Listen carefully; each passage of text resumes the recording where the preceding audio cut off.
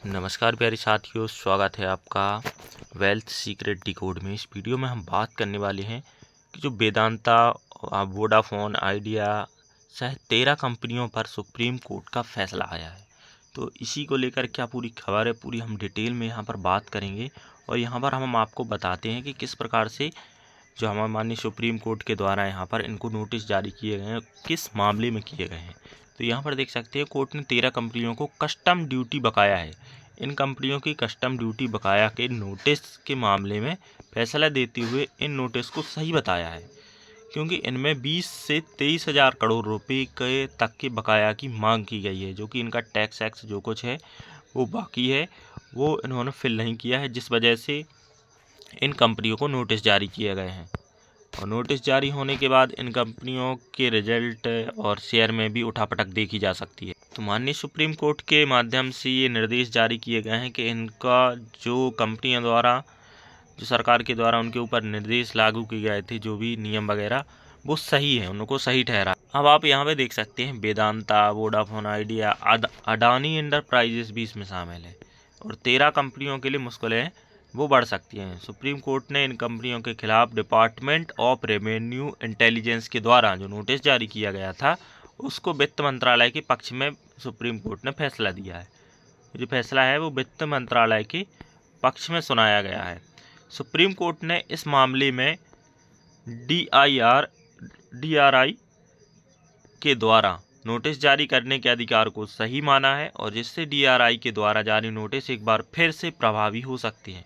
DRI ने 13 कंपनियों के खिलाफ नोटिस जारी किए थे, और जिसमें से प्रमुख हमने आपको 3-4 कंपनियां जो थोड़ा ट्रेंडिंग में रहती है उनके बारे में आपको बता। अब जो आप देख सकते हैं, जो कि 20 से 23 हज़ार करोड़ रुपए के बराबर थे, सुप्रीम कोर्ट के इस फैसले के बाद कंपनियों के खिलाफ इन नोटिस को लेकर प्रतिक्रिया एक बार फिर शुरू हो गई है।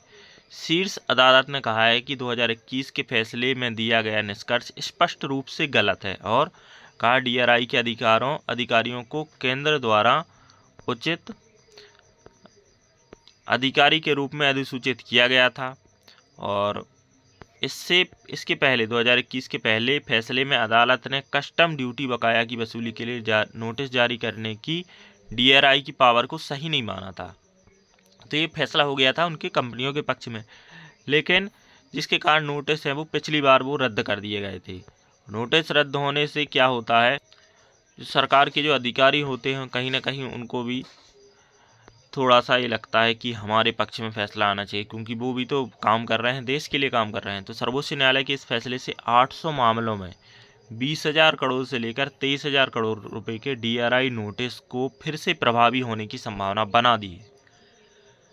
अदालत का ताज़ा फैसला 108 मामलों की एक बैच पर दिया गया है। इससे पहले जिन कंपनियों को नोटिस मिला था उसमें वेदांता, वोडाफोन आइडिया और अडानी इंटरप्राइजेस, और इसके साथ ही TVS मोटर कंपनी, जिसका शेयर अभी गिर रहा है, Samsung India, Godrej and Boyce manufacturing, BSNL, Daikin, Sony India, Canon, Nikon India, Sennheiser और याकूत डेनन शामिल है। ये 13 कंपनियां हैं जो यहाँ पर अभी इस जो नोटिस जारी किया गया है उसमें यहाँ पर ये शामिल है।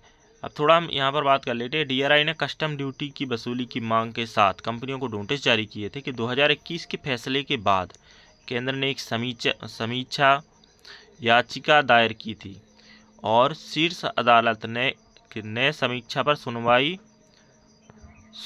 और सितंबर 2024 में अपना फैसला है वो सुरक्षित रख लिया था। आज के कारोबार में Vedanta, Vodafone idea, Adani enterprises, TVS motor के स्टॉक में गिरावट देखने को मिल रही है, और वेदांता 4% से ज़्यादा नीचे यहाँ पर जा चुका है, और अडानी इंटरप्राइजेस 3% से ज़्यादा यहाँ पर गिर चुके हैं, और इनमें गिरावट की संभावना यहाँ पर समझ में आ रही है, गिरावट और हो सकती है। और इस प्रकार से हमने पूरी जानकारी दी है। तो इन कंपनियों को थोड़ा, अगर आप इनमें कुछ आपके शेयर अगर आपके पास होल्ड हैं, तो आप इनमें थोड़ा सा समझ के और एनालिसिस के हिसाब से इनमें काम कीजिए। इनमें कोई नए सौदे अभी मत बनाइए जब तक इन कंपनियों से इस प्रकार की चीज़ें हट नहीं जाती हैं। बाकी मिलते हैं नेक्स्ट वीडियो में, तब तक के लिए नमस्कार।